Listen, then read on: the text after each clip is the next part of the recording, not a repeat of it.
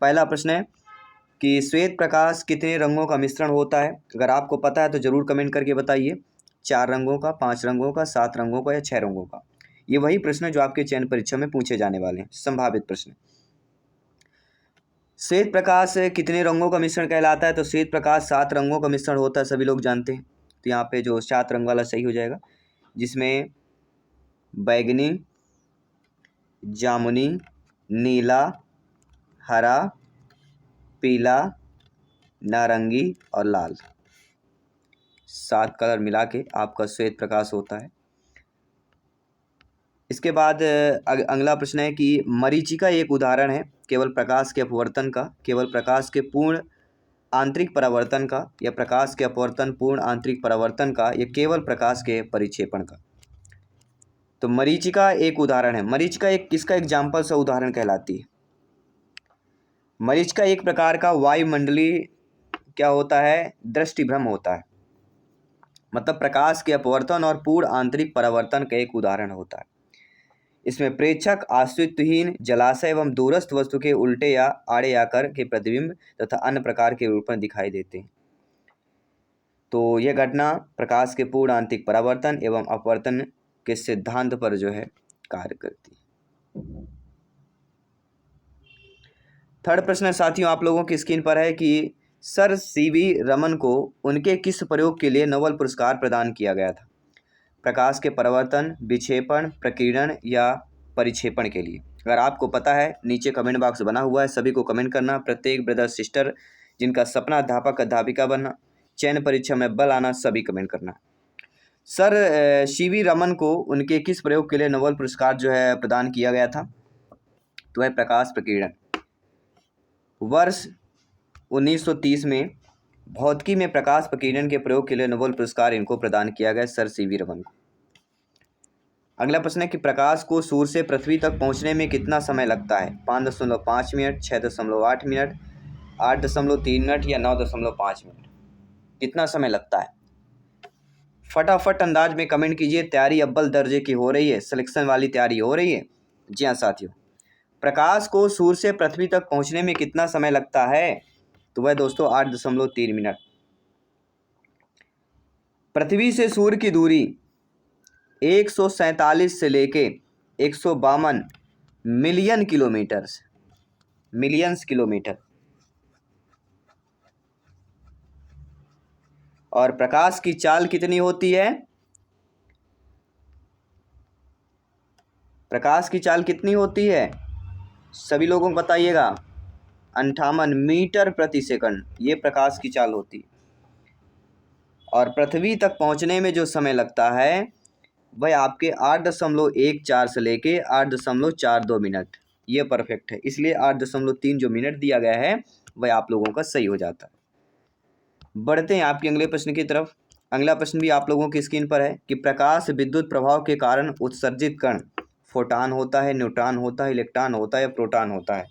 अगर आपको पता है तो नीचे कमेंट बॉक्स में सभी को आंसर बताना है। जायसवाल सर आप सभी का वेलकम, अभिनंदन करते हैं। आप सभी के माता पिता को प्रणाम और नमस्कार करते हैं। माता पिता का सपना है आपका शिक्षक बनना, सरकारी अध्यापक अध्यापिका बनना। तो ये सपना साकार होगा, बस मेहनत में लगे रहिएगा। प्रकाश विद्युत प्रभाव के कारण उत्सर्जित जो कण होता है वह कौन सा होता है। तो ये तो आप जानते होंगे, कई बार बता चुका हूँ, कई बार आपके एग्जाम में पूछा भी गया है। यह वर्ग 2 और सीटेट दोनों में आया हुआ प्रश्न है कि प्रकाश विद्युत प्रभाव के कारण उत्सर्जित कण हैं। सीटेट में आया हुआ प्रश्न है और एमपी टेट वर्ग 2 में आया हुआ प्रश्न है, इसलिए और भी आपका इंपॉर्टेंट प्रश्न हो जाता है। तो प्रकाश विद्युत प्रभाव के कारण क्या होते हैं, इलेक्ट्रॉन उत्सर्जित होते हैं। यह एक ऐसी घटना होती है जिसमें किसी धातु की सतह पर पर्याप्त आवृत्ति का प्रकाश पड़ने पर इलेक्ट्रॉन बाहर निकल आते हैं, जिन्हें प्रकाश इलेक्ट्रॉन कहते हैं। और अगर आपने अभी तक भी हमारी साइंस की अदर सब्जेक्ट की टॉपर नोट्स नहीं लिया है, अगर अपनी तैयारी को 20% और पक्की करना चाहते हैं, सिलेक्शन का रास्ता आसान करना चाहते हैं, तो इस दिए गए नंबर पे व्हाट्सएप मैसेज कीजिए 9630689598। इसमें व्हाट्सएप करेंगे, जैसे व्हाट्सएप करेंगे आपको डिटेल मिल जाएगा, टॉपर नोट्स का सारा डाटा आपको मिल जाएगा। चलिए बढ़ते हैं अगले प्रश्न की तरफ कि निम्न में से किसमें शीशे की मात्रा अधिक पाई जाती है? कोयला, खाना पकाने की गैस में, उच्च ऑक्टेन वाले ईंधन में या निम्न ऑक्टेन वाले ईंधन में होती है? तो किसमें शीशे की मात्रा अधिक पाई जाती है? तो ये तो आप भली भांति जानते होंगे, कई बार पूछा गया, यह सीटेट पेपर सेकंड में आया हुआ है साइंस के पेपर में, मैथ और साइंस का जो पेपर है, कि किसमें शीशे की मात्रा अधिक पाई जाती है? तो उच्च ऑक्टेन वाले जो ईंधन होते हैं उनमें शीशे की मात्रा जो है अधिक पाई जाती है। बढ़ते हैं साथियों अगले प्रश्न की तरफ। अगला प्रश्न भी इंपॉर्टेंट है कि निम्नलिखित में से कौन सी धातु जल के साथ अभिक्रिया करके हाइड्रोजन पैदा नहीं करती? यानी एक नहीं करेगी, 3 ऑप्शन जल के साथ अभिक्रिया करके हाइड्रोजन पैदा करते हैं। देखिए, पोटेशियम करेगा, सोडियम करेगा, लिथियम करेगा, लेकिन कैडमियम नहीं करेगा, क्योंकि सभी क्षारीय धातु जल से क्रिया करके हाइड्रोजन पैदा करते हैं। लेकिन कैडमियम क्या होता है? ये आयतन विभव कम होता है, इसलिए जल से हाइड्रोजन को विस्थापित नहीं कर पाता है। और जिनका आयनन विभव हाइड्रोजन से अधिक होगा वो जल से अभिक्रिया करके हाइड्रोजन पैदा करेगा, लेकिन कैडमियम का कम होता है, इसलिए नहीं कर पाता। अगला प्रश्न है, कौन सा एलिमेंट धात्विक और अधात्विक दोनों रूप में रासायनिक व्यवहार करता है? जिनान, बोरान, आर्गन या कार्बन? कौन सा एलिमेंट्स होता है जो धात्विक और अधात्विक दोनों रूपों में रासायनिक व्यवहार करता है? ये भी अव्वल दर्जे का प्रश्न है साथियों, और वह है आपका बोरान। बोरान तत्व धात्विक एवं अधात्विक दोनों रूपों में रासायनिक व्यवहार करता है, और ये आवर्त सारणी में किस समूह में है? 13वें समूह में विद्यमान है। अगला है, ट्राइटियम और ड्यूटेरियम के सम्मिश्रण से उत्पन्न एक अक्रिय गैसीय तत्व कौन है? नियान, हीलियम, क्रिप्टॉन, न्यूट्रॉन? किससे? ट्राइटियम और ड्यूटेरियम के सम्मिश्रण से उत्पन्न एक अक्रिय गैस तत्व, तो वह कहला जाती है helium is the right answer. किसी भी प्रश्न पर डाउट हो बेफिक्र आप लोग कमेंट कर सकते हैं, फीडबैक कर सकते हैं। अगला प्रश्न है, नए परमाणु संयंत्र का निर्माण सलाह योग्य नहीं है, क्यों नहीं होता? क्योंकि इससे ऊर्जा संकट कम होता है, इसमें अधिक धन व्यय होता है, परमाणु संयंत्र से निकलने वाले परमाणु कचरे का सुरक्षित निष्पादन लगभग असंभव है, या नाभिकीय ईंधन को प्राप्त करना बहुत मुश्किल है। देखिए, नए परमाणु संयंत्र का निर्माण सलाह योग्य इसलिए नहीं होता है क्योंकि ज़्यादातर हम देखते हैं परमाणु संयंत्र से निकलने वाले परमाणु कचरे का सुरक्षित निष्पादन लगभग असंभव हो जाता है।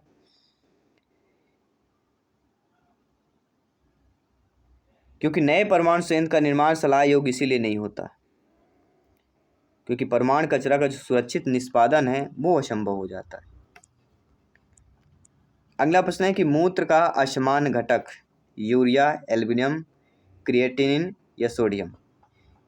ये सबसे सरल प्रश्न है अभी तक प्रश्नों में से, क्योंकि अगर आप डेली हमारी practice paper, model paper attend कर रहे हैं तो भली भांति आप जानते हैं कि मूत्र का असमान घटक इनमें से क्या हो जाता है, तो वह हो जाएगा एल्यूमिनियम।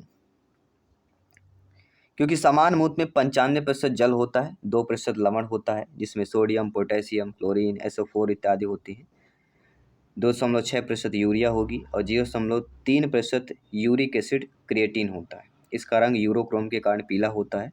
मूत्र का रंग पीला किसके कारण होता है? यूरोक्रोम के कारण। और इसका pH मान 6 होता है। मूत्र में एल्यूमिनियम नहीं होता है इसलिए असमान घटक है। बाकी मूत्र में यूरिया होगी, क्रिएटिन होगा, सोडियम होगा, एल्यूमिनियम नहीं होता इसलिए असमान घटक पर आ जाएगा। एलोसोम क्या होते हैं? कोशिकांग, पादप हार्मोन, लिंग गुणसूत्र या एलील होते हैं? एलोसोम वो होते हैं जो लिंग गुणसूत्र दर्शाते हैं। मनुष्य में 23 जोड़ी और टोटल 46 संख्या होती है। 22 जोड़ी गुणसूत्र स्त्री पुरुषों के समान होते हैं, केवल एक जोड़ी ही आपका असमान होता है। 23वां जोड़ा जो होता है वह गुणसूत्र स्त्री और पुरुषों के भिन्न भिन्न होते हैं, जिससे विषम जात गुणसूत्र या एलोसोम बोलते हैं। और लिंग निर्धारण में इसकी अहम भूमिका होती है 23वें जोड़े की। निम्नलिखित में से वह अंग कौन सा है जिससे पानी, वसा तथा विभिन्न अपचय अपशिष्ट उत्सर्जित होते हैं? कैटाबोलिक। वृक्क, त्वचा, प्लीहा या लाल ग्रंथि? वह कौन सा अंग है जिसमें पानी, वसा, विभिन्न जो अपचय कैटाबोलिक होते हैं अपशिष्ट उत्सर्जित रहते हैं? सिंपल सी बात है, वह होगा वृक्क। मनुष्य में प्राय दो वृक्क गहरे लाल रंग के सेम के बीच के आकार होते हैं। इसका मुख्य कार्य अपशिष्ट पदार्थों को उत्सर्जित करना होता है। इसके बाद बढ़ते हैं अगले प्रश्न की तरफ कि हेमिकॉर्डेटा में उत्सर्जन किसके द्वारा होता है? कोशिका गुच्छ, प्राक वृक्क या मध्य वृक्क या पश्च वृक्क? जी हाँ, हेमिकॉर्डेटा। हेमिकॉर्डेटा अर्थात कोशिका गुच्छ की बात की जा रही है।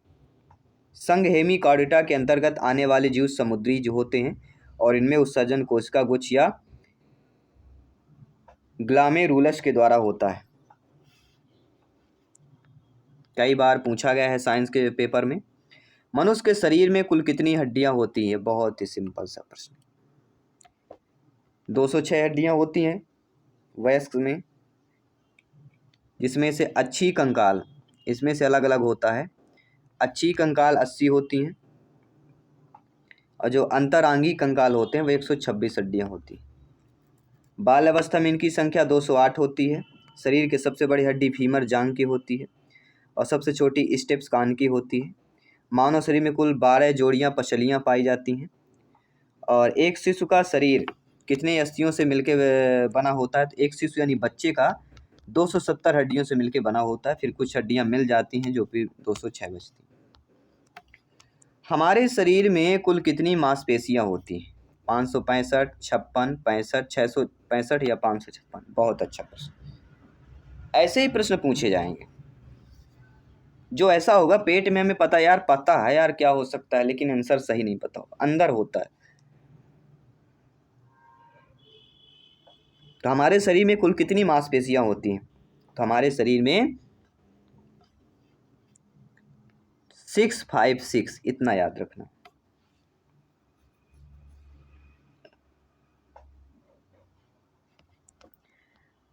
अकल दाढ़ की बात होती है। अकल दाढ़ जो होती है पहली दाढ़, दूसरी, तीसरी, चौथी। किस नंबर की दाढ़ को अकल दाढ़ बोला जाता है? तो अकल दाढ़ जो होती है वह तीसरी दाढ़ होती है, या उन दांतों के नाम है जो आखिरी में निकलते हैं। अधिकतर लोगों को 4 अकल दाढ़ होती है। अधिकतर जो देखा जाए कितनी अकल? 4 अकल दाढ़ ही होती है। जानुफलक का दूसरा नाम?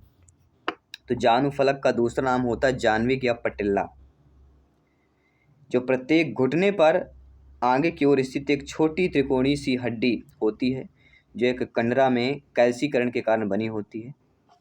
और ज़्यादा साइंस की भाषा में बात करेंगे तो कुछ लोगों को प्रॉब्लम्स हो जाती है, क्योंकि अगर आप साइंस के हैं तो समझ पाते हैं, ठीक है। जो मेरे भाई बहन अदर सब्जेक्ट के हैं तो उनको थोड़ा सा प्रॉब्लम होती है। लेकिन वर्ग 3 में इस बार अच्छा किया है, तो अच्छा बुरा दोनों कह सकते हैं, क्योंकि ऐसा पेपर आने वाला है किसी के फेवर में नहीं होगा। क्योंकि साइंस वाला फेवर सोशल साइंस नहीं बनता होगा, मैथ वाला सोशल साइंस नहीं पढ़ेगा, साइंस थोड़ा बहुत पढ़ लेता है। तो ऐसा कॉम्बिनेशन बना के बनाएगा, सभी के लिए ऐसा नहीं है। हाँ, थोड़ा आर्ट वालों के रहता है कि साइंस मैथ दोनों टप पड़ जाते हैं, और साइंस वाले का थोड़ा सा ये कि थोड़ा बहुत तो मैथ चीज़ें आ जाती हैं, तो उनके लिए एक बेनिफिट है। जो आर्ट वाले हैं जिनको थोड़ा मैथ्स में प्रॉब्लम है, तो सी-टेट जो प्रीवियस पेपर में क्वेश्चन है उनको पढ़ लीजिए प्राइमरी के। और अभी जो वर्ग 3 चयन परीक्षा, वर्ग 3 पात्रता परीक्षा के जो मैथ के सवाल हैं उनको पढ़ लीजिएगा। उनसे पढ़ने से आपके 60 से 70% ऑलरेडी आपके मैथ सही हो जाएगा। मानव कान कितनी आवृत्ति वाली ध्वनि सुन सकता है? तो मानव कान यानी आपका और हमारा जो कान होते हैं, ईयर होते हैं, वे कितनी आवृत्ति वाली ध्वनि को जो है सुन सकते हैं, ये जानना बहुत जरूरी होता है। तो वह होता है 20 हर्ट्ज से 20,000 हर्ट्ज तक सुन सकते हैं। और इन तरंगों को श्रव्य तरंगे कहा जाता है। क्या कहते हैं? श्रव्य तरंगे। किसी भी कंप्यूटर में जब कोई कार्य होता है तो वह किन 3 चरणों में पूर्ण होता है? प्रक्रिया, निवेश, निर्गम, निवेश, प्रक्रिया, निर्गम, निर्गम, निवेश, प्रक्रिया, निवेश, निर्गम, प्रक्रिया। कौन सा होगा? किसी भी कंप्यूटर में जब कोई कार्य होता है तो वह किन 3 चरणों में पूर्ण होता है? तो वह चरण होते हैं निवेश, प्रक्रिया और निर्गम। इनपुट, प्रोसेसिंग और आउटपुट। निम्नलिखित में से किसकी कोई बीमा नहीं होती है? विकृति, संवेग, कोणीय वेग या कोणीय संवेग की होती है? सभी लोग बताइए। निम्नलिखित में से किसकी कोई बीमा नहीं होती? बीमा की बात कर रहे हैं, फिजिक्स का क्वेश्चन है, ध्यान रखिएगा, फिजिक्स का क्वेश्चन है। तो आप सभी लोग जानते हैं वस्तु के आकार और आकृति में होने वाले जो विभिन्नात्मक परिवर्तन को विकृति कहलाती है, और विकृति की कोई बीमा नहीं होती। विकृति जो होती है, लंबाई में परिवर्तन, प्रारंभिक लंबाई कोई मात्रक नहीं होता, ना ही बीमाहीन राशि होती है, और विकृति का कोई मात्रक भी नहीं होता है, ये ध्यान रखना। दूसरा प्रश्न जो आप लोगों की स्क्रीन पर पूछा जा रहा है कि इस्पात के गोले में पदार्थ की मात्रा उसका क्या होती है, द्रव्यमान, आयतन, घनत्व या वजन। इस्पात का गोला, ये तो भली बात ही जानते होंगे प्रत्येक ब्रदर सिस्टर जिनका सपना अध्यापक अध्यापिका बनना, शिक्षक बनना, मेहनत कर रहे हैं, प्रैक्टिस कर रहे हैं। तो इस्पात के गोले में पदार्थ की मात्रा उसका क्या होती है, तो इस्पात के गोले में जो पदार्थ की मात्रा होती है उसका द्रव्यमान होता है, क्योंकि द्रव्यमान किसी वस्तु में उपस्थित पदार्थ के परिणाम के मूलभूत माप को कहते हैं, और इस्पात के गोले में पदार्थ की मात्रा उसका द्रव्यमान हो जाएगा। तो पहला ऑप्शन यहाँ पे सही हो जाएगा। इसके साथ बढ़ते हैं साथियों अगले प्रश्न की तरफ। पृथ्वी के पलायन वेग की अपेक्षा कम वेग पर एक मिसाइल को लॉन्च करने के लिए कुल ऊर्जा चाहिए, ऋणात्मक, धनात्मक, धनात्मक ऋणात्मक दोनों चाहिए, शून्य चाहिए।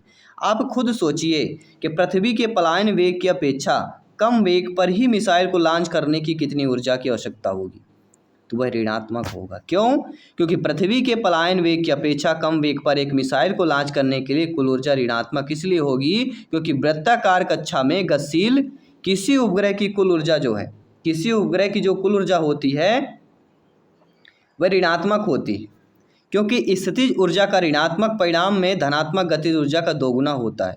क्योंकि जब किसी उपग्रह की कक्षा के दीर्घावत होता है तो उसकी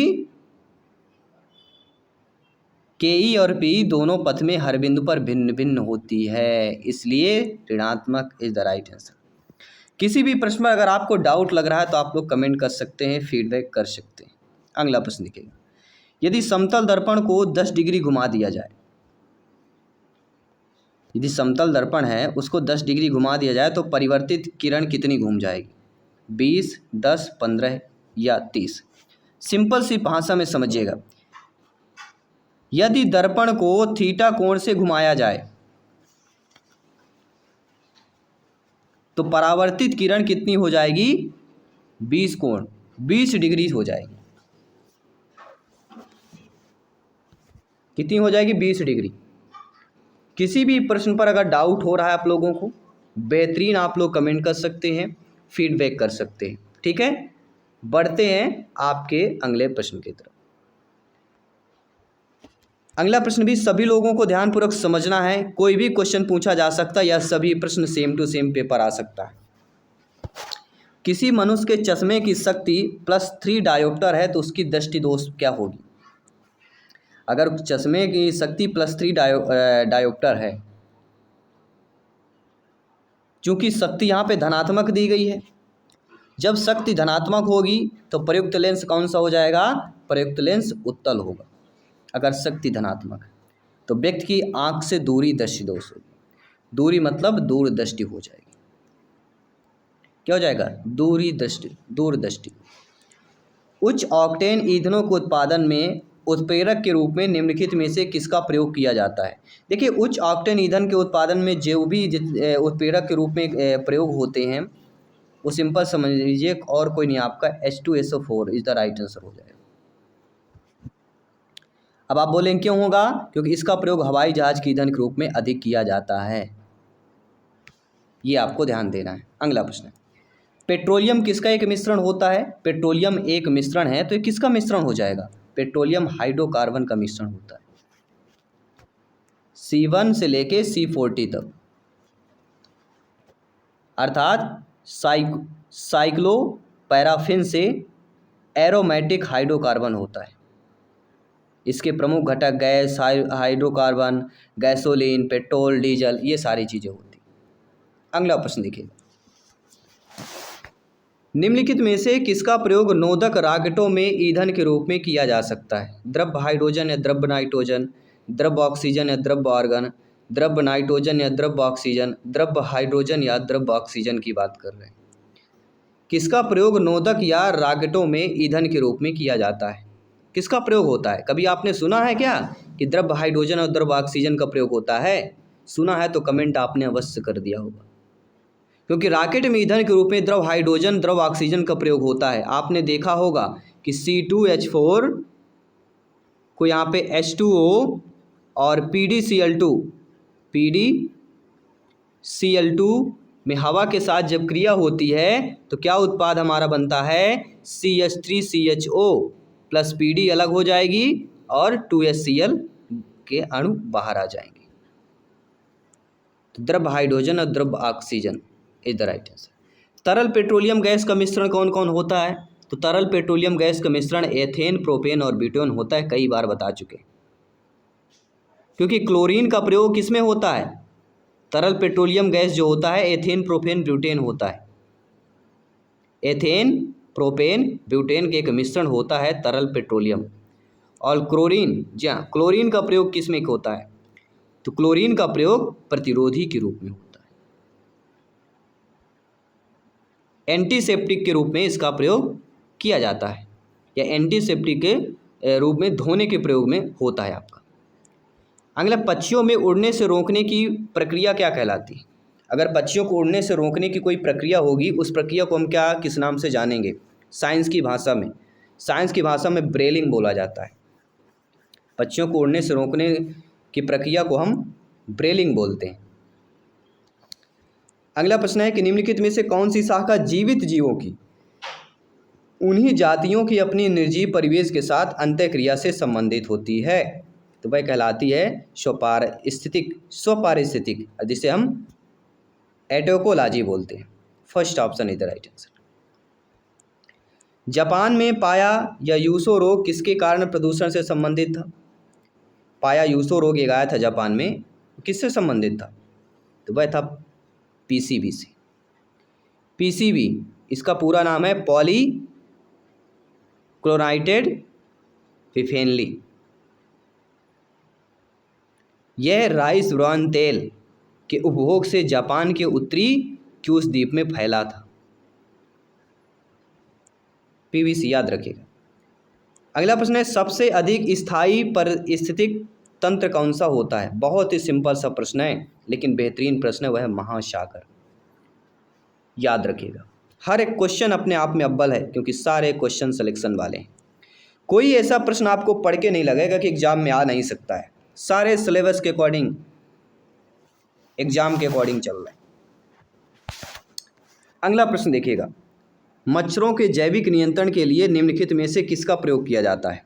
डीडीटी, गमबुशिया, तेल या बिलोप, किसका प्रयोग करते हैं? जी हाँ, मच्छरों के जैविक नियंत्रण अगर करना हो, उसमें जो प्रयोग होता है वह गमबुशिया का होता है। और गमबुशिया किस में पाया जाता है? स्वच्छ जल में पाई जाने वाली एक क्या होती है? मछली होती है। स्वच्छ जल में जो पाई जाती है, ये जल में उपस्थित मच्छरों के लार्वा को खाकर नियंत्रण करती है, इसलिए इसे मॉस्किटो फिश भी कहते हैं। क्या कहते हैं? गमबुशिया को याद रखिएगा, मॉस्किटो फिश याद रखिएगा। अगला, निम्नलिखित में से अधिक जलन किससे पैदा होता है? उबलता हुआ पानी, गर्म पानी, भाप या पिघली हुई प्लावी बर्फ? सबसे अधिक जलन किस में पैदा होता है ये आप जानते हैं, जो दिखाई न दे और घाव कर जाए, और उसे कहते हैं भाप। भाप से अधिक जलन पैदा होती है, क्योंकि भाप में वाष्पन की गुप्त ऊष्मा होती है, यानी इसमें भाप में ऊष्मा आपको दिखाई नहीं देती है। गुप्त ऊष्मा के कारण यह सबसे ज़्यादा जो है जलन पैदा करता है। अगला प्रश्न है, वायु की क्षैतिज गैस से होने वाले ऊष्मा के अंतरण को क्या कहते हैं? ऊष्मा के अंतरण को अभिवहन कहा जाता है। अभिवहन, एडवेक्शन की बात कर रहे हैं। सभी मित्रों को जय हिंद, वंदे मातरम। साथियों, आपका प्रत्येक कमेंट फीडबैक आभार है, आपका प्रत्येक कमेंट फीडबैक सम्मान है। जयसवाल सर आप सभी का स्वागत, अभिनंदन करते हैं। आप सभी को माता पिता को प्रणाम और नमस्कार करते हैं। साथियों, अगला प्रश्न, ये सिलेक्शन वाला प्रश्न, संभावित प्रश्न 1 नंबर पक्का करने वाला प्रश्न है कि उबलते जल द्वारा जलने की तुलना में भाप से जलना अधिक कष्टदायक गंभीर क्यों होता है? मैंने बताया ना, गुप्त ऊष्मा होती है, अर्थात भाप में गुप्त ताप होता है या गुप्त ऊष्मा होती है। एक वास्तविक गैस किसमें एक आदर्श गैस के रूप में क्रिया कर सकती है? उच्च दाब निम्न दाब, निम्न दाब उच्च दाब, उच्च दाब उच्च ताप, निम्न दाब निम्न ताप। समझ लीजिएगा प्रश्न को, जितना ज़्यादा प्रश्न को समझेंगे उतना ज़्यादा सटीक आपका होगा कि कोई जब एक वास्तविक गैस आदर्श गैस के रूप में क्रिया कर जाए तो वो आपका निम्न दाब से उच्च दाब कहलाए, क्योंकि ऐसा वास्तविक गैस एक आदर्श गैस रूप में निम्न दाब से उच्च दाब पर ही क्रिया कर सकती है। निम्न में से किसमें संवहन होता है? देखिए संवहन पूछा जा रहा है तो सिंपल सा है, कहीं देखने की जरूरत नहीं है, केवल द्रव और गैसों में ही संवहन कर सकते हैं, क्योंकि किसी तरल अथवा गैस में स्वयं अणुओं के स्थानांतरण द्वारा एक भाग से दूसरे भाग में होने वाली ऊष्मा संचरण को संवहन कहते हैं। और संवहन प्रक्रिया ठोसों में नहीं होती, इतना जान लेना। अगर ठोस दिया रहे तो ठोसों में संवहन की प्रक्रिया नहीं होती है, केवल द्रव और गैसों में हो सकता है। देखना है, समझना है और अंत में फीडबैक करना है। निम्न में से अजैविक अपशिष्ट पदार्थों के निस्तारण एवं प्रबंधन का प्रमुख उपाय क्या होता है? आप सभी लोग जानते हैं। अजैविक अपशिष्टों की बात करेगी, मिट्टी के अंदर दबा देना चाहिए, पूर्णतः जला देना चाहिए, पुनः चक्रण केंद्रों पर भेज देना चाहिए, नाली में फेंक देना चाहिए। आपके अकॉर्डिंग क्या होना चाहिए? आपके आसपास देखते होंगे जो भी अजैविक अपशिष्ट पदार्थ होते हैं उनके निस्तारण और प्रबंधन का प्रमुख उपाय क्या होना चाहिए? एक शिक्षक के रूप में आप क्या सोचेंगे? तो पुनः चक्रण केंद्रों पर भेज देना चाहिए। केंद्रों पर भेजना सबसे अच्छा तरीका माना जाएगा। According to question third option सही हो जाएगा। जिन्होंने तीसरा ऑप्शन लगाया उनका 1 नंबर का सही हो गया। और जिनको भी टॉपर नोट चाहिए साइंस की, केवल व्हाट्सएप मैसेज कर दीजिए 9630689598। इसमें व्हाट्सएप मैसेज कर दीजिए, टॉपर नोट्स का डिटेल मिल जाएगा। क्योंकि यही समय तैयारी कर लीजिए, बाद में पछतावा भी लगता है। फिर वो एक ही कहावत याद आती है, अब क्या पछताए जब चिड़िया चुग गई खेत। एग्जाम निकलने के बाद फिर पछतावा रह जाता है कि 1 2 3 नंबर से हम और आते जाते और बेस्ट तैयारी हो जाती तो हमारा सिलेक्शन हो जाता, हमारे माता पिता का सपना पूरा हो जाता। तो ये वो चीज़ आप गलती मत करिएगा। चलिए बढ़ते हैं दूसरे प्रश्न की तरफ। रक्त में उपस्थित खाली स्थान के कारण रक्त का थक्का बनता है। रक्त में क्या होता है? हीमोग्लोबिन, श्वेत रुधिर कणिकाएं, लाल रुधिर कणिकाएं या पट्टिकोण होती? क्या होता है? बहुत ही सिंपल सा प्रश्न है ये। प्रश्न तो सभी को कमेंट करना चाहिए। क्या होगा राइट आंसर? रक्त में क्या उपस्थित होता है कि रक्त का थक्का जम जाता है?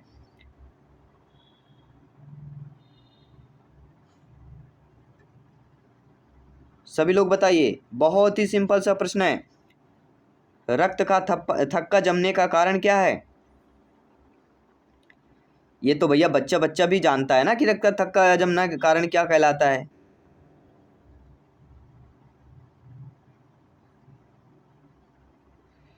ये हाइपर कोगुलिन होता है, आनुवांशिकी होता है। और जब रक्त वाहिका के कटने या क्षतिग्रस्त होने से प्लेट्स उस जगह पर चिपक जाती हैं तो कुछ पदार्थ छोड़ता है। एक फाइब्रिन नामक प्रोटीन सक्रिय रहता है, वहाँ पे जाल बना देता है, जो प्लेट्स की वो जाल बना देता है। ठीक है, तो राइट ऑप्शन क्या है? पट्टिकाणु हो जाएगा यहाँ पे।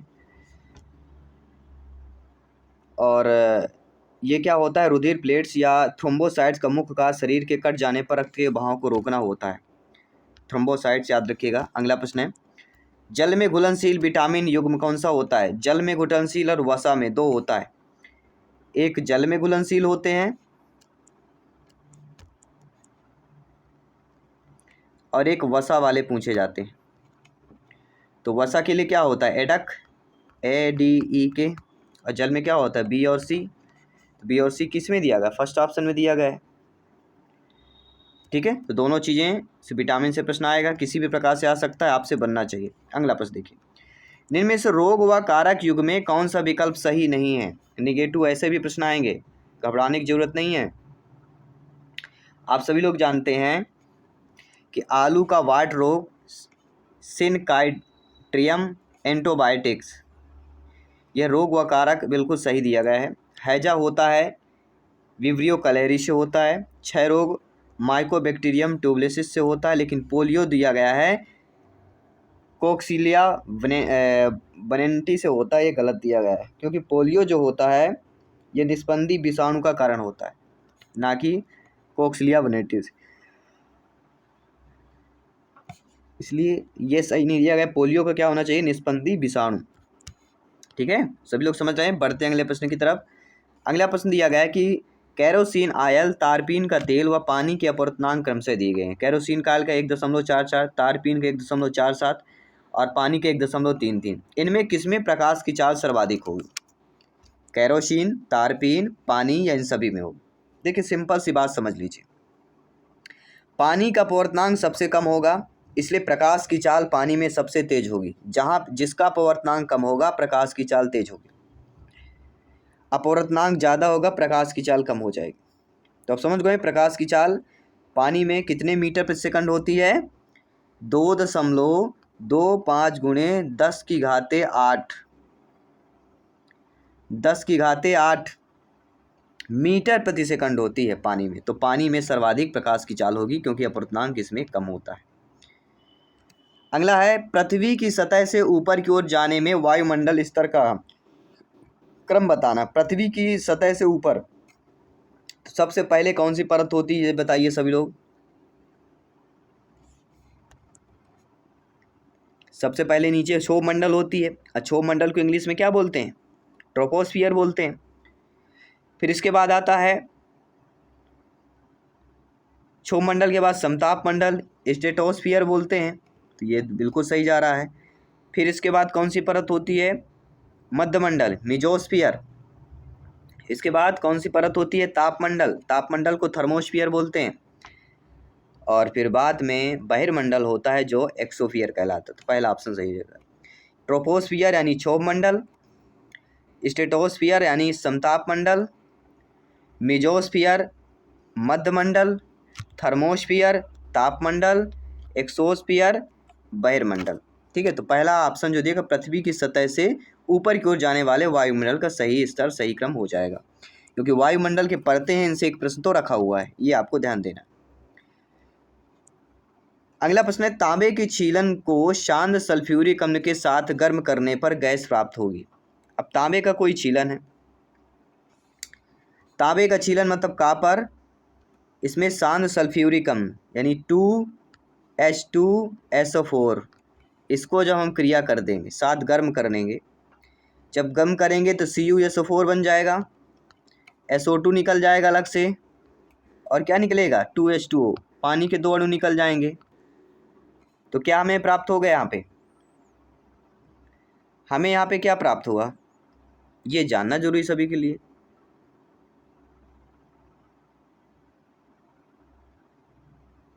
तो शांत सल्फ्यूरिक अम्ल जब हम गर्म करते हैं तो SO2 क्या होता है? हमें SO2 प्राप्त होता है, सल्फर डाइऑक्साइड SO2 हमें प्राप्त होता है।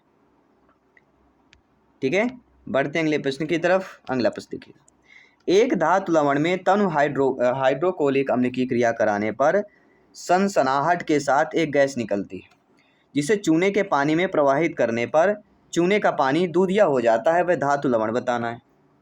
एक धातु लवण में तनु हाइड्रोक्लोरिक अम्ल की क्रिया कराई जाती है। तनु हाइड्रोक्लोरिक मतलब HCl, जिसे चूने के पानी में प्रवाहित करने पर चूने का पानी दूधिया हो जाता है।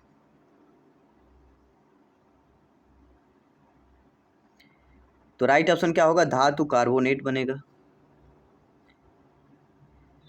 क्योंकि गैस द्वारा चूने का पानी दूधिया होना किस गैस को दर्शाता है? CO2 को दर्शाता है।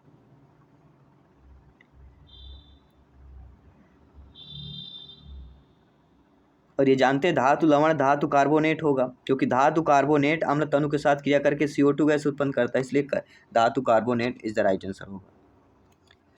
बढ़ते हैं कि निम्न में से वैज्ञानिक विधि के पदों का सही क्रम। तो वैज्ञानिक विधि का पहले क्या किया जाता है? वैज्ञानिक विधि का पहला जो क्रम होता है साथियों, वह कौन सा होता है? तो वैज्ञानिक विधि का पहला जो चरण समस्या होता है। जब कोई समस्या होती है उस पर समस्या पहला चरण, उसके पश्चात परिकल्पना करेंगे, उसके साथ फिर प्रयोग करेंगे उस परिकल्पना पर, प्रयोग करने के बाद फिर उनको निष्कर्ष मिलता है। तो डी ऑप्शन सही हो जाएगा। तो छोटे छोटे प्रश्न है, देखने में सरल लगते हैं, लेकिन जब यही एग्जाम हॉल में पूछे जाएंगे तो पसीने निकलेगा, याद रखिएगा, पसीना चेहरे से निकलेगा, समझ नहीं आएगा ये आपके 100 मिनट कैसे पार हो जाएंगे जल्द से जल्द। अमोनिया और खाली स्थान की क्रिया में यूरोट्रोपिन प्राप्त होती है, जिसे मूत्र विकार संबंधी रोगों में प्रयोग किया जाता है। तो ये भी बहुत ही सिंपल सी बात है, समझ लोग हैं, वो तो आपका फार्मेल्डिहाइड बोला जाता है, जिसे हम HO बोलते हैं, फॉर्मेल्डिहाइड इसी को बोला जाता है ना। इसके साथ यूरोट्रोपिन प्राप्त होता है और मूत्र का विकार संबंधी रोग का किया जाता है। NH3 में जब आपको हेक्सामेथिलीन मिलाएंगे तब डाईएमीन बनता है। डाईएमीन मतलब CH2 and 6, इसको डाईएमीन बोलते हैं, NH2 ठीक है। तो formaldehyde is the right answer. बढ़ते हैं अगले प्रश्न की तरफ। निम्नलिखित में से किस विकिरण में सबसे कम तरंग दैर्ध्य होती है? एक्स किरणें, वाई किरणें,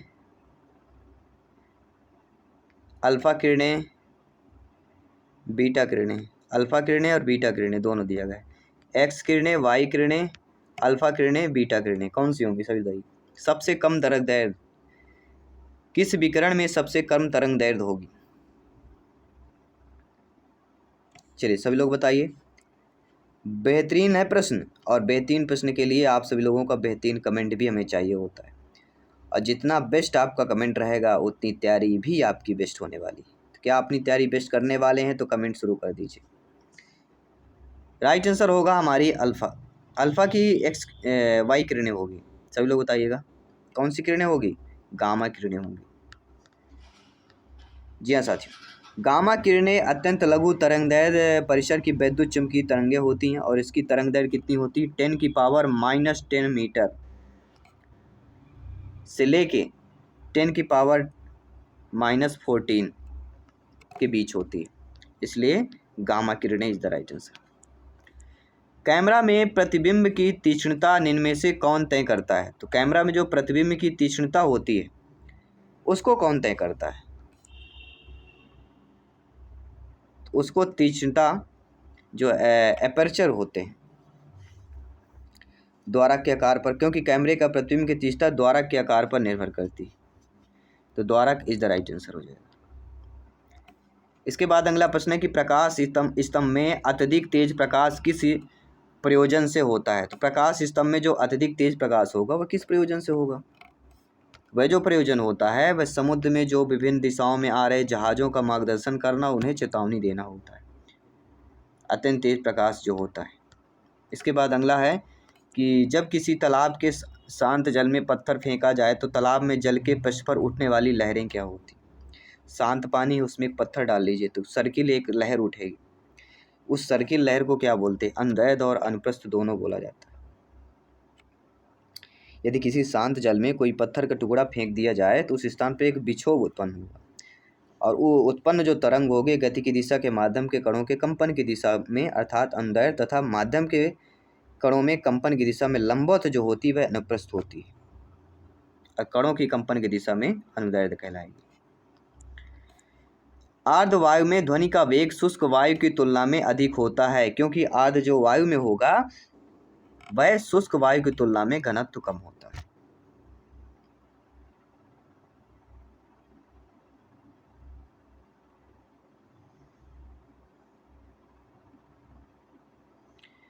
ठीक है,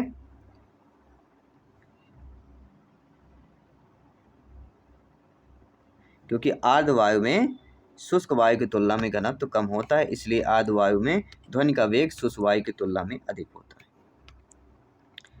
सैकड़ों का लोलक वह लोलक है जिसकी समयावधि होती है, सेकंडों का लोलक, सेकंड, जो सेकंड लोलक वह लोलक कहलाता है जिसका आवर्तकाल कितने होता है? 2 सेकंड का होता है, उसको हम सेकंड लोलक कहते हैं।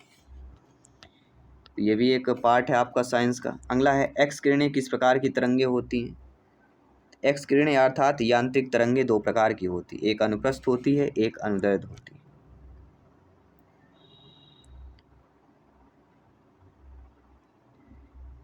यांत्रिक तरंगों के संचरण किसी न किसी माध्यम की आवश्यकता होती, लेकिन यांत्रिक तरंगों के अतिरिक्त कुछ तरंगें ऐसी भी होती जिनका संचरण किसी भी माध्यम में आवश्यकता नहीं होती। ऐसी तरंगों को विद्युत चुम्बकीय तरंग कहते हैं। ये तरंगें चुंबकीय एवं विद्युत क्षेत्र के दोलन से उत्पन्न होने वाली अनुप्रस्थ तरंगें होती हैं, और एक्स किरणें विद्युत चुम्बकीय तरंगों के उदाहरण होते हैं। एक्स किरणें किसके एग्जाम्पल है? विद्युत चुम्बकीय के। फ्लेमिंग के दाएं हाथ के नियम के मध्यमा की दिशा क्या दर्शाती? फ्लेमिंग का दाएं हाथ आपने नियम पढ़ा होगा, वह चुंबकीय क्षेत्र दर्शाता है। डायनेमो आपने कभी पढ़ा होगा, नाम सुना ही होगा डायनेमो, डायनेमो एक यांत्रिक ऊर्जा को वैद्युत ऊर्जा में रूपांतरित करने वाली युक्ति होती है, ऊर्जा का स्रोत होती है। यांत्रिक ऊर्जा को वैद्युत ऊर्जा में रूपांतरित करना अर्थात ऊर्जा का स्रोत। सीमेंट की खोज किसने की? ये बहुत अच्छा प्रश्न है, बेहतरीन प्रश्न पूछा गया है, ध्यान रखिएगा। सीमेंट की खोज किसने की? अगर मैं कहूँ जोसेफ ऑस्पिदिन, 1824 में इन्होंने किया। चूना, पत्थर और मिट्टी के मिश्रण को गर्म करके पीसकर पेटेंट कराया। तो पत्थर को ठोकर मारने पर व्यक्ति को चोट लगने का कारण पूछा जा रहा है। व्यक्ति को चोट लगने का कारण रिचर्ड। तो न्यूटन के गति का तृतीय नियम कौन सा? न्यूटन का आपने तृतीय नियम पढ़ा होगा कि प्रत्येक क्रिया के साथ उसके बराबर परिणाम एवं विपरीत दिशा में प्रतिक्रिया होती है। तो पत्थर को ठोकर मारना मतलब प्रतिक्रिया। पत्थर को ठोकर मारने से व्यक्ति को चोट लगने का कारण प्रतिक्रिया हो जाएगी। सिद्धांत क्या करता है? न्यूटन के तृतीय नियम के अनुसार। इससे क्या हमें साबित होता है? न्यूटन के नियम, न्यूटन के तीनों नियम से प्रश्न आ सकते हैं, ध्यान देना सभी लोगों को। एक समान गति वाला पिंड है। एक समान गति वाला पिंड त्वरित नहीं होता, त्वरित हो सकता है, हमेशा त्वरित होता है या एक समान वेग होता है। सभी लोगों को बताना जिनका सपना अध्यापक, अध्यापिका बनना, शिक्षक बनना। जयसवाल सर आप सभी का स्वागत, अभिनंदन करते हैं। आप सभी के माता पिता को नमस्कार और प्रणाम करते हैं। तो एक समान गति वाला जो पिंड होता है वह आपका त्वरित हो सकता है। कैसे हो सकता है? यदि वह तृतीय पथ पर एक समान चाल से गति कर रहा है, क्योंकि वृत्तीय गति में पिंड की गति की दिशा बदलती रहती है।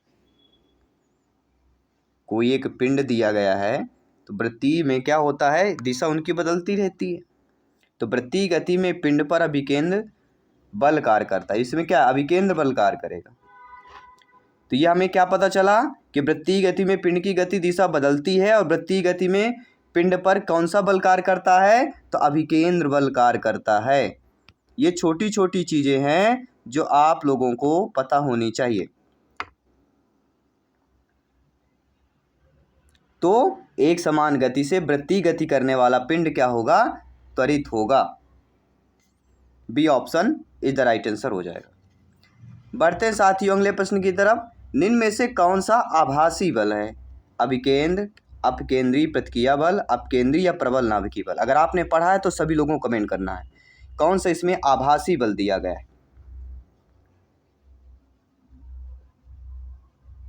तो आभासी बल इसमें से कौन सा हो जाएगा? आभासी बल होता है अपकेंद्री बल। अपकेंद्री बल क्या होता है? वृत्ताकार पथ पर केंद्र से बाहर, कोई वृत्ताकार पथ है, इससे क्या है केंद्र से बाहर क्यों लगने वाला बल क्या होता है? अपकेंद्री बल कहलाता है। और अपकेंद्री बल एक प्रकार का जड़त्वीय बल होता है और जड़त्वीय बल को ही हम आभासी बल कहते हैं। तो आभासी बल अर्थात क्या हो जाएगा? अपकेंद्री बल। अगर समझ में आ रहा हो तो सभी लोग कमेंट करते रहिएगा, फीडबैक करते रहिएगा। बढ़ते हैं साथियों अगले प्रश्न की तरफ। फ्लेमिंग के दाएं हाथ के नियम का प्रयोग किसकी दिशा का पता लगाने के लिए किया जाता है? प्रत्यावर्ती धारा, डिस्ट धारा, प्रेरित धारा या वास्तविक धारा। तो फ्लेमिंग के दाएं हाथ का नियम, ये तो बहुत ही सिंपल सा प्रश्न है। फ्लेमिंग के दाएं हाथ का नियम किससे होता? प्रेरित धारा की दिशा को पता लगाने के लिए किया जाता है। बिजली के बल्ब में क्या भरा होता है? नाइट्रोजन, कार्बन डाइऑक्साइड, आर्गन या ऑक्सीजन। ये भी बहुत ही सिंपल सा प्रश्न है। बिजली के बल्ब में कुछ दाब पर अक्रिय गैसें होती, अक्रिय गैसें होती लगभग 93% भरी होती। और नाइट्रोजन कितनी होती है? नाइट्रोजन होती है 7%। तो बिजली के बल्ब में भरा होता है argon. Third option is the right answer. बढ़ते अगले प्रश्न की तरफ। मानक स्थितियों में सतत वोल्टता पर दिष्ट विद्युत धारा के स्रोत के रूप में किस विद्युत रासायनिक सेल का प्रयोग किया जाता है? विद्युत ट्रांसमीटर, बैटरी, जनरेटर या अबाधित विद्युत आपूर्ति। प्रश्न हमारा क्या पूछा गया है? मानक स्थितियों में सतत वोल्टता पर दिष्ट विद्युत धारा के स्रोत के रूप में किस विद्युत रासायनिक सेल का प्रयोग किया जाता है? सिंपल सी बात है, बैटरी होगा। बैटरी क्यों होगा? क्योंकि विद्युत रासायनिक सेल या इसे क्या कहते हैं, गैल्वेनिक सेल भी कहते हैं। ये रासायनिक क्रिया जैसे रेडॉक्स अभिक्रिया होता है, विद्युत धारा का निर्माण होता है। ऐसी को रासायनिक ऊर्जा को विद्युत ऊर्जा में परिवर्तित करते हैं, इसे विद्युत रासायनिक सेल कहते हैं। सभी में समझ में आ गया। बढ़ते हैं अगले प्रश्न की। अगला प्रश्न इंपॉर्टेंट है, एल्कोहल जल मिश्रण से जल को अलग किया जा सकता है। 1 नंबर वाला प्रश्न है, इंपॉर्टेंट प्रश्न है, ध्यान दीजिएगा साथियों।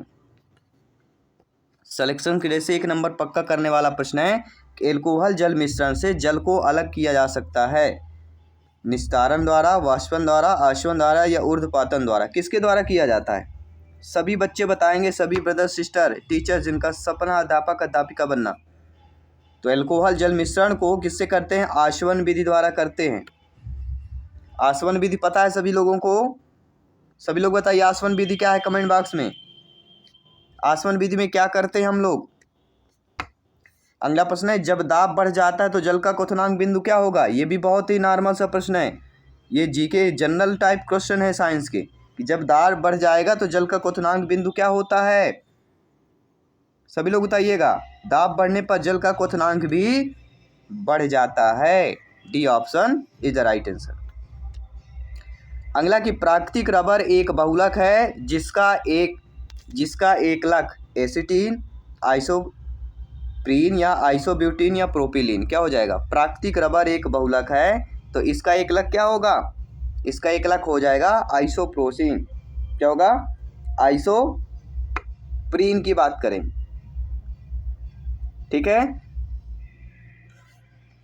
बढ़ते हैं आपके अगले प्रश्न की तरफ। निम्न में से कौन सा सी परमाणु सम इलेक्ट्रॉनी? तो आप सभी लोग जानते हैं N+ में इलेक्ट्रॉनों की संख्या कितनी होती है? 6 होती है। कार्बन परमाणु समस्थानिक पूछा गया है तो कितनी होती है? 6 होता है N+ में, N+ हो जाएगा, यानी D option is the right answer हो जाएगा। बढ़ते हैं अगले प्रश्न की तरफ। सबसे बड़ा एक कोशिकीय जीव कौन होता है? सबसे बड़ा एक कोशिकीय जीव कौन सा होता है? एसिटेबुलेरिया होता है क्या? इसका नाभिक भी सबसे बड़ा होता है, इसलिए B option is the right answer हो जाएगा। हर क्वेश्चन इंपॉर्टेंट है क्योंकि सिलेक्शन यहाँ पर सर्वोपरि है। अगला प्रश्न साथियों, सबसे बड़ा शावक कौन सा जानवर पैदा करता है? हाथी, गैंडा, ऊंट, नीली व्हेल।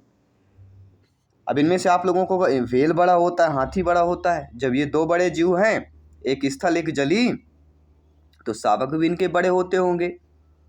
जी हाँ साथियों, नीली व्हेल जो होती है ये सबसे बड़ा शावक पैदा करती है और इसकी लंबाई 24 फीट होती है, 24 फीट की होता है और वजन लगभग 4 टन के आसपास इसका शावक होता है। व्हेल की लंबाई लगभग कितनी होती है? व्हेल की लंबाई लगभग 100 फीट के आसपास होती है, इसलिए इसके बच्चे 24 फीट के आसपास इसके बच्चा होता है। व्हेल का गर्भावस्था काल लगभग कितने वर्ष का होता है? 1 वर्ष का होता है। निम्नलिखित में से विशालतम स्थलचर वन्य प्राणी कौन है? अब देखिए, स्थलचर वन्य प्राणी पूछ लिया गया है तो सभी लोग जानते हैं अफ्रीकी हाथी होते हैं। इनकी लंबाई लगभग 3 मीटर के आसपास होती है, वजन इनका 6 टन होता है हाथियों का। ये भारतीय हाथियों का है। कुछ लोग बोलेंगे भारतीय हाथी क्यों नहीं, तो भारतीय हाथियों का इतना होता है, लेकिन जो अफ्रीकी हाथी होते हैं, अफ्रीकी हाथियों का जो लंबाई होता है वह 3.4 मीटर के आसपास हो जाता है, ठीक है, और उनका वेट 7 टन हो जाता है। इसलिए अफ्रीकी हाथी विशालतम होते हैं आपके भारतीय हाथियों के मुकाबले। मानव जातियों के वर्गीकरण के लिए किस कसौटी का प्रयोग नहीं करते? तो मानव जाति का वर्गीकरण होता है, इसमें आंखें, नाक और बाल करते हैं, कान की कसौटी का प्रयोग नहीं होता है, ठीक है, क्योंकि मानव जातियों का वर्गीकरण कानों का प्रयोग नहीं किया जाता है। अगला प्रश्न है कि जल में तैरने वाले पक्षियों की क्या विशेषता होती है? ऐसे पक्षी जो जल में तैरते हों, तो जल में तैरने वाले कैसे होते? जलयुक्त उनके पैर होते हैं, जैसे बतख हो गया, राजहंस हो गया, ये पानी में तैरने वाले हैं, ठीक है। जलयुक्त द्वारा तैरने में इन्हें क्या करते हैं? मदद मिलती है। इसके बाद अगला प्रश्न, आइए देख लेते हैं। चलिए सभी लोग ध्यानपूर्वक देखिएगा। अब बात करते हैं अगले प्रश्न की। अगला प्रश्न है, निम्नतम तापमान किसके द्वारा मापा जाता है? एल्कोहल थर्मामीटर, पारद थर्मामीटर, अधिकतम पठन थर्मामीटर या निम्नतम थर्मामीटर? तो यहाँ पे निम्नतम यानी कम से कम तापमान मापने के लिए यूनिट क्या होती है? तो कम से कम ताप मापने के लिए एल्कोहल थर्मामीटर होता है। इसका उपयोग न्यूनतम तापमान ज्ञात करने के लिए होता है। एल्कोहल का हिमांक सबसे कम कितना ज्ञात कर सकते हैं? -112 डिग्री सेल्सियस तक हम एल्कोहल थर्मामीटर से माप सकते हैं, और क्वथनांक इसमें 78 डिग्री सेल्सियस तक इसमें मापा जा सकता है। अब बढ़ते हैं अगले प्रश्न की कि तारों का रंग किस पर निर्भर करता है? तो तारों का जो रंग होता है वह आपके तापमान पर निर्भर करता है। अगला जो प्रश्न है कि गैस फ्लेम यानी ज्वाला के सबसे गर्म भाग को क्या कहा जाता है? गैस फ्लेम ज्वाला के सबसे जो गर्म भाग होता है उसको हम नॉन ल्यूमिनस जोन के नाम से जानते हैं। ठीक है, चलिए बढ़ते हैं आपके अगले प्रश्न की तरफ। अगला प्रश्न कह रहा है कि शीतकाल में एक मोटी कमीज की अपेक्षा 2 पतली कमीज हमें अधिक गर्म क्यों रख सकती है? शीतकाल के दौरान अक्सर आपने देखा होगा और ऐसा चीज़ें होती भी हैं। उसका रीज़न होता है क्योंकि 2 कमीज के बीच की परत रोधी माध्यम के रूप कार्य करती है। किस प्रकार का? रोधी माध्यम के रूप में जो है कार्य करती है। निम्नलिखित में से कौन सी परिघटना यह निर्णय लेने में सहायक होती है कि प्रकाश एक अनुप्रस्थ तरंग है? कौन से निर्णय लेने में सहायता होती है? तो वह होता है ध्रुवीकरण। प्रकाश के ध्रुवीकरण की प्रघटना से यह निर्णय लेने में सहायता मिलती है कि प्रकाश एक अनुप्रस्थ तरंग है, ध्रुवीकरण। अगला प्रश्न है कि देहली आवृत्ति कैसी आवृत्ति होती है? तो देहली आवृत्ति जो होती है जिसके नीचे प्रकाश वैद्युत उत्सर्जन संभव नहीं होता है उसे देहली आवृत्ति बोला जाता है। जब किसी धातु पर विद्युत चुम्बकीय विकिरण जैसे एक्स-रे होता है उस पर हम धातु उस विद्युत चुम्बकीय विकिरण से ऊर्जा अवशोषित कर क्या करते हैं? इलेक्ट्रॉन उत्सर्जित होता है। इस क्रिया को फोटो इलेक्ट्रिक प्रभाव कहते हैं। ठीक है, तो इसे देहली आवृत्ति के नाम से हम जानते हैं। अगला जो प्रश्न दिया गया है कि प्रकाश वोल्टेज सेल के प्रयोग से सौर ऊर्जा का रूपांतरण करने से निम्नलिखित में से किसका उत्पादन होता है? किसका उत्पादन होता है? वैद्युत ऊर्जा का उत्पादन होता है, क्योंकि प्रकाश वोल्टेज सेल के प्रयोग से सौर ऊर्जा का रूपांतरण करने से विद्युत ऊर्जा का उत्पादन होता है, और यह प्रक्रिया प्रकाश विद्युत प्रभाव के सिद्धांत पर कार्य करती है। अगला प्रश्न, पुरानी किताबों का कागज भूरा किस कारण से होता है? लगातार उपयोग से, संवादन की कमी से, धूल जम जाने से या सेल्यूलोज के ऑक्सीकरण से होता है। पुरानी किताबों पर कागज में भूरा किस कारण से पड़ा? अक्सर आप देखते हो पुरानी किताबें जो भूरी रंग की हो जाती है, तो पुरानी किताबों का कागज सेल्यूलोज के ऑक्सीकरण के कारण भूरा हो जाता है। किसके कारण? सेल्यूलोज का ऑक्सीकरण हो जाता है, इसलिए वह इसका रंग भूरा हो जाता है। निम्नलिखित में से सबसे प्रबल ऑक्सीकारक एजेंट क्या होता है? प्रबल मतलब होता है मजबूत, प्रबल मतलब मजबूत, क्या होगा? मजबूत। ऑक्सीजन, फ्लोरीन, क्लोरीन या आयोडीन। तो इतना तो आप जानते हैं, सभी लोग ज्ञानी सर्वे खाता लोग हैं, कि सबसे प्रबल जो ऑक्सीकारक एजेंट होता है वह कौन सा होता है? वह हो जाता है फ्लोरीन। फ्लोरीन क्यों होता है? क्योंकि ऑक्सीकरण संख्या किसी यौगिक के इलेक्ट्रॉन ह्रास का प्रदर्शित करती है कि इसका इलेक्ट्रॉन की कमी हो गई है, ह्रास हो गया है, तो फ्लोरीन प्रबल ऑक्सीकरण होता है, क्योंकि फ्लोरीन का ऑक्सीकरण संख्या कितनी होती है? 1। इसकी वैद्युत ऋणात्मकता अन्य तत्वों की अपेक्षा सर्वाधिक होती है। अगला प्रश्न है, इसको भी समझना है प्रत्येक ब्रदर सिस्टर एंड टीचर्स को, कि ऑक्सीजन की प्लस ऑक्सीकरण संख्या होती है केवल OF में, C120, H2O में, N2O में। किस में होती? C12O किस में होती है? तो ऑक्सीजन की ऑक्सीकरण सामान्यतः संख्या कितनी होती है? 2 होती है। तो किस में होगी ये? OF2 में। OF2 में ऑक्सीकरण की संख्या +2 होगी। किस में होगी? OF2 में। इसके बाद कह रहा है कि हीलियम परमाणु जब इलेक्ट्रॉन खोता है तब क्या बनता है। मान लीजिए कोई हीलियम परमाणु है, वह इलेक्ट्रॉन को खो देता है, तो वह क्या बनेगा, प्रोटॉन, धनात्मक हीलियम, ऋणात्मक हीलियम या अल्फा बनेगा। जब हीलियम परमाणु अपना इलेक्ट्रॉन खोएगा, कैसे खोएगा, देखिए एग्जाम्पल से बता दे रहे। He है हीलियम, G की उपस्थिति में He प्लस आयन खो देता है, यानी G प्लस एक इलेक्ट्रॉन निकल जाता है। तो एक इलेक्ट्रॉन निकल आएगा तो धनात्मक हीलियम आयन देगा। क्या कहा, धनात्मक हीलियम आयन। इलेक्ट्रॉन निकलने से फिर आप ये मत बोलिएगा कि ऋणात्मक हो जाएगा, धनात्मक होगा। पीतल में क्या होता है, तांबा, जिंक, तांबा, टिन, मिश्र धातुओं से एक प्रश्न आना ही है, तो आप जानते हैं पीतल कोई भी पूछा जा सकता है। तो पीतल किसके मिश्र किन दो धातुओं का मिश्र धातु पीतल होता है। तो पीतल में तांबा और जिंक होता है। क्या क्या होता है, पीतल तांबा जिंक का मिश्रित रूप है। इसमें तांबा और जिंक का अनुपात गुण के आधार पर अलग अलग होता रहता है, ठीक है। तो तांबा जिंक वाला ऑप्शन दिया गया है, वह आप लोगों के लिए सही हो जाएगा। बाकी जो इधर प्रश्न दिया गया कि सोडियम कार्बोनेट आमतौर पर किस नाम से जाना जाता है, बेकिंग सोडा, धोने का सोडा, कास्टिक सोडा या कास्टिक पोजार। ये एमपी टेट वर्ग 2 में भी आया प्रश्न है और सी टेट में भी आया हुआ प्रश्न है साइंस के। तो सोडियम कार्बोनेट आमतौर पर जो किस नाम से जाना जाता है, तो सोडियम कार्बोनेट धोने का सोडा जो वॉशिंग सोडा के नाम से जाना जाता है। इसका फार्मूला क्या होता है, रासायनिक सूत्र क्या होता है, Na2CO3 sodium carbonate, sodium Na2 carbonate CO3। सभी लोग समझ गए। बढ़ते अगले प्रश्न की तरफ। पीतल किसकी मौजूदगी में निरंतर रहने से वायु में रंगहीन हो जाता है, एल्युमिनियम फास्फाइड, हाइड्रोजन सल्फाइड, हाइड्रोजनित वेफर या एल्युमिनियम सल्फाइड। पीतल किसकी मौजूदगी में निरंतर रहने से वायु रंगहीन हो जाता है,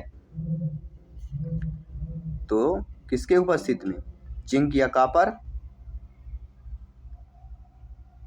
जिंक और कॉपर के मिलके बना होता है पीतल, और हाइड्रोजन सल्फाइड की मौजूदगी में जो जिंक होता है वह हाइड्रोजन से क्रिया करके भद्दे लाल रंग दे देता है, जिसे जिंक हाइड्रॉक्साइड बोलते हैं। और कॉपर क्या करता है, सल्फर से क्रिया करके काले रंग का कॉपर सल्फाइड बनाता है, इसलिए पीतल का रंग रंगहीन हो जाता है, तो हाइड्रोजन सल्फाइड। सभी लोग समझ गए। और इस प्रैक्टिस सेट का 30वां प्रश्न, खट्टे दूध में क्या होता है, एसिटिक, टार्टिक, साइट्रिक या लैक्टिक। कौन सा अम्ल एसिड अम्ल होता है खट्टे दूध में, तो खट्टे दूध में लैक्टिक अम्ल होता है, तो सभी लोग जानते होंगे।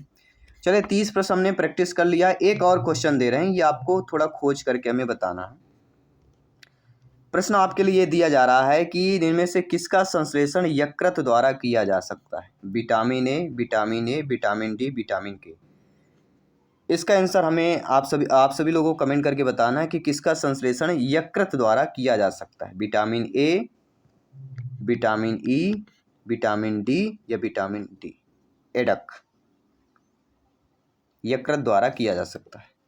और ही साथ ये जो हमने 30 प्रश्न आपके कंप्लीट किए हैं, 30 प्रश्नों में आपका स्कोर क्या रहा है, आपकी तैयारी कितनी है, सभी लोगों को कमेंट करना, फीडबैक करना है। बाकी सभी क्लासेज फ्री ऑफ कॉस्ट चल रहे हैं, सभी को प्रिपरेशन करना है। और आपने अभी तक भी टॉपर नोट्स नहीं लिया है साइंस की या अदर सब्जेक्ट की, तो टॉपर नोट्स अगर आपको प्राप्त करना है, जो आपकी तैयारी को 20% और बढ़ा देने वाली है। ये टॉपर नोट 10 से 12 टीचर सिलेक्शन पा चुके, उनके मार्गदर्शन पर बनाई गई है और आपके NCERT बुक का पूरा निचोड़ बनाया गया है।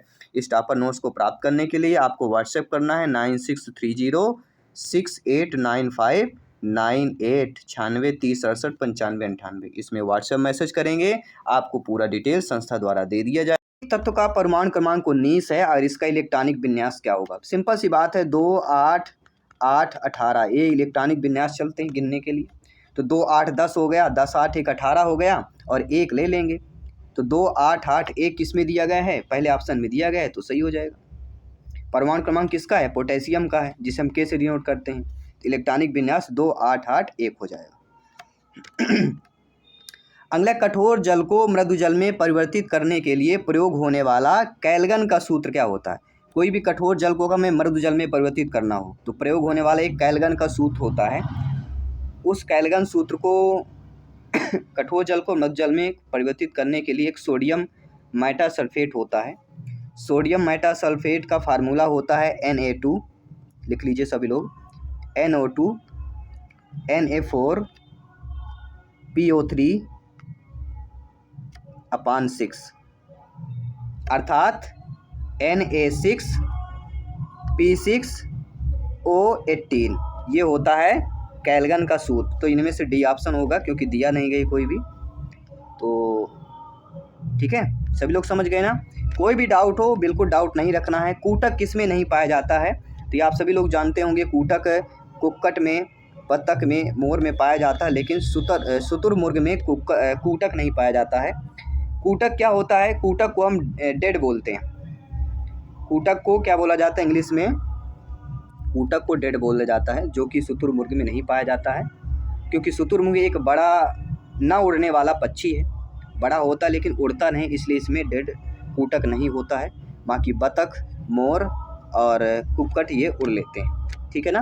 तो रीजन भी दोनों चीज़ें समझते चलना है, तैयारी को बेहतर करना है। नाभिकीय विकिरण का अत्यधिक दुष्प्रभाव सबसे पहले शरीर के किस अंग पर होता है? तो शरीर का सबसे अंग पहला आँख होता है। अगर नाभिकीय विकिरण पड़ेगा तो आँखों पर ही पड़ता है।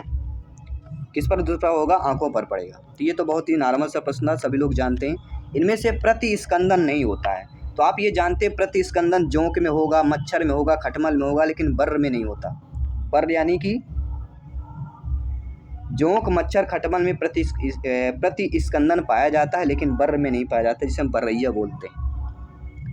अगला प्रश्न, प्रिज्म से गुजारने पर प्रकाश का कौन सा रंग सबसे अधिक विचलन दर्शाता है? अगर कोई प्रिज्म है, प्रिज्म पे अगर हम उस पर गुजारते हैं, ठीक है, तो उसमें से अधिक विचलन वाला जो रंग होता है, तो ये बहुत देखिए, प्रिज्म से एक प्रश्न बनता है और एग्जाम में देखिएगा आएगा ही आएगा। तो प्रिज्म का अच्छे तरीके से थोड़ा समझ लीजिएगा।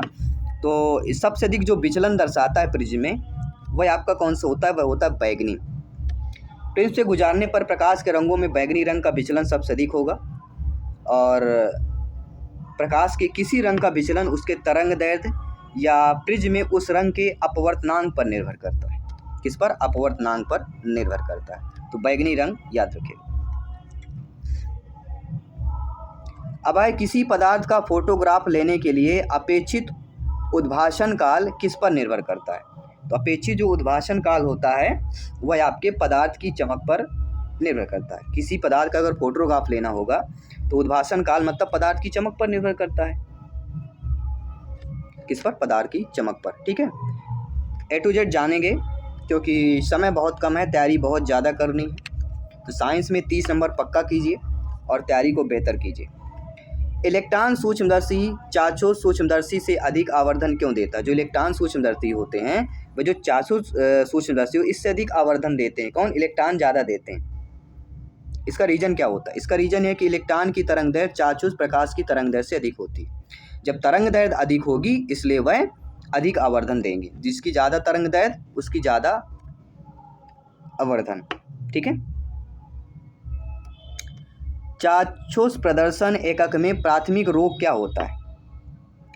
चाक्षुष सूक्ष्मदर्शी मतलब प्रकाश प्रदर्श एकक में प्राथमिक जो रोग होता है वह क्या होता है? तो प्राथमिक रोग होता है लाल, हरा, नीला। विजुअल डिस्प्ले जिसे बोलते हैं यूनिट होता है, इसमें प्राथमिक रंग लाल, हरा और नीला होता है।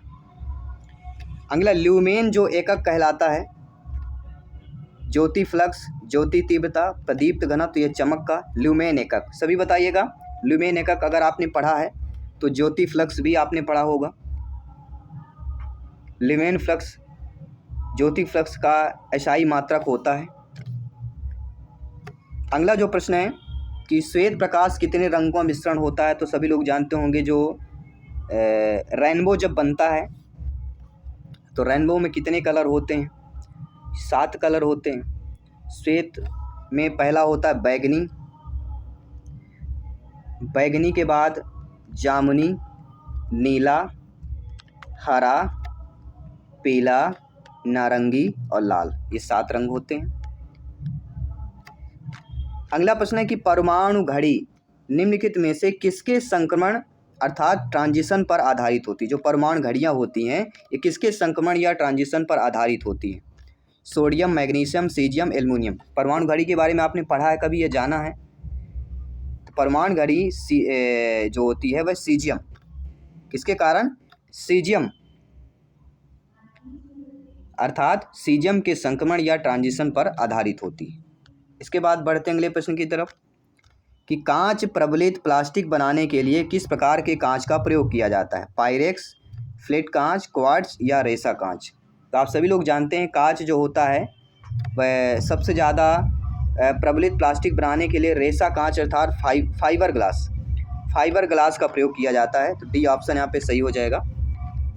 तांबा किसके द्वारा शुद्ध होता है। तो तांबा जो अशुद्ध होता है वह विद्युत अपघटन से आपका शुद्ध हो जाता है। सॉरी, शुद्धता की बात करेंगे, अगर तांबा को हमें शुद्ध करना होगा तो विद्युत अपघटन होते हैं। तांबा मुक्त एवं संयुक्त दोनों अवस्था में पाया जाता है, लेकिन अगर इसको शोधन करना हो तो विद्युत अपघटन परिष्करण द्वारा शोधन इसको शुद्धता में किया जाता है। तरल अवस्था में पाई जाने वाली अधातु का नाम बताइए। जो तरल अवस्था में पाई जाती अधातु हो, धातु अधातु को दोनों को समझना बहुत ज़रूरी है, इनके बारे में प्रश्न आएगा ही आएगा। तो ब्रोमीन जो होता है ये आवर्त सारणी के 7वें अर्थात सप्तम समूह में एक तत्व है जो सामान्य ताप पर केवल यही अधातु द्रव अवस्था में रहता है। तो सभी लोगों को बताना कि ब्रोमीन का परमाणु क्रमांक क्या होगा। ब्रोमीन का परमाणु क्रमांक सभी को बताना है। परमाणु क्रमांक बनना चाहिए सभी के, याद रखिएगा। 1 नंबर आ सकता है परमाणु क्रमांक, और परमाणु क्रमांक बनेगा तब इलेक्ट्रॉनिक विन्यास भी आप बना पाएंगे। धातुओं के पृष्ठ पर एक उपयुक्त तरंगदैर्घ्य का प्रकाश पड़ने पर इलेक्ट्रॉनों के उत्प्रेक्षण की परिघटना को क्या कहते हैं। तो सभी लोग जानते हैं जब धातुओं के पृष्ठ पर एक उपयुक्त तरंगदैर्घ्य का प्रकाश पड़ेगा तो इलेक्ट्रॉनों के उत्प्रेक्षण की जो परिघटना होती है वह आपकी प्रकाश वैद्युत प्रभाव कहलाएगा, क्योंकि तरंगदैर्घ्य के प्रकाश पड़ने पर की बात कर रहे हैं। यहीं से आपका आंसर क्लियर हो गया, ठीक है। क्वेश्चन पे ही आंसर दिया गया था, केवल हमें समझना था और आंसर करना था। अगला है मुद्रणालय में प्रयुक्त टाइप धातु किसके एलाय होते हैं। तो सिंपल सी बात है, शीशा और एंटीमनी के एलाय हो जाएंगे, क्योंकि मुद्रणालय में प्रयुक्त टाइप धातु जो होती है वह शीशा और एंटीमनी और टिन के एलाय होते हैं। टिन भी होता है, अगर टिन भी ऑप्शन में आ गया तो टिन भी आपको शामिल कर लेना है, ठीक है जी हाँ। शीशा, एंटीमनी और टिन, ये 3 जो होते हैं आपके एलाय होते हैं। इनकी प्रसिद्धता मात्रा भी अगर मैं बता दूं, शीशा का जो प्रतिशत मात्रा होता है अगर आता है आपका 60 से लेके 86% तक रहेगा। एंटीमनी की बात करूं तो 11 से लेके 30% रहेगा, ठीक है। और टिन की बात करता हूं तो टिन जो रहेगा यह 3 से लेके 20% तक रहता है। तो ये गहराई से अगर इस बारे में भी पूछा जाए तो आपसे बनना चाहिए। तीव्र शीशा विषाक्तन को क्या कहते हैं। जब तीव्र शीशा विषाक्तन होता है तो उसको किस नाम से जाना जाता है। उसको दोस्तों प्लम्बिज्म के नाम से जानते हैं। प्लम्बिज बीमारी को प्लम्बिज कहते हैं। शीशा विषाक्त फलस्वरूप कोई एक बीमारी है, इस बीमारी को प्लम्बिज, कोलिका पिक्टोनाम, सर्जिन अथवा पेंटस कोकिल भी कहते हैं, ठीक है। तो बीमारियों से एक प्रश्न आएगा। अगला, निम्नलिखित में से किस धातु का गलनांक सबसे कम होता है। सबसे कम गलनांक होता है पारद का। पारद को हम क्या बोलते हैं, मरकरी, पारा, ठीक है। पारद लिखा, पारा भी हो सकता है, मरकरी बोलते हैं। इसका गलनांक सबसे कम होता है। इसका रीजन यह है कि ये बाहरी कोश के इलेक्ट्रॉनों की बंधन ऊर्जा अधिक होती है, और इसी का रीजन है कि इसके इलेक्ट्रॉन धातु बंधन में भाग नहीं होता है। और अगर किसी कमरे का तापमान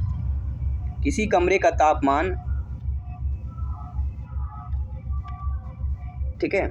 चलिए बढ़ते हैं अगले प्रश्न की। पारा के बारे में ज़्यादा खैर 30वां प्रश्न ले लेते हैं कि विटामिन बी की कमी से पुरुष में क्या होता है। रिकेट्स, स्कर्वी, बेरी अराक्तता। एक बीमारी से प्रश्न आएगा, हमने भी ले लिया है कि विटामिन बी की कमी से पुरुषों में कौन सा रोग होता है। सीधे डायरेक्ट पुरुष पूछा जा रहा है।